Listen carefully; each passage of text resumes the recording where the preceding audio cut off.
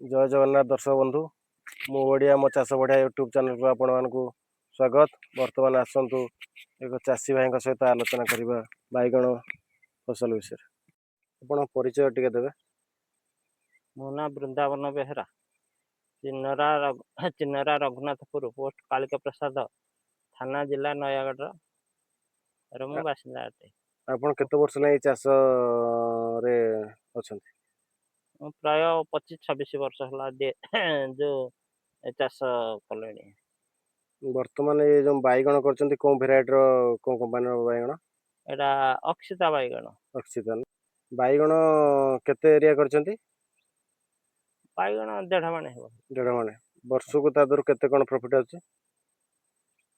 वर्ष को प्रॉफिट होउची 40-50 हजार टा सब खर्च बार्च जाईकी माने 50,000 रोग बेरा सब लागुची बैगण की रोग सब लागे आपण लक्ष्य करछंती आपणको?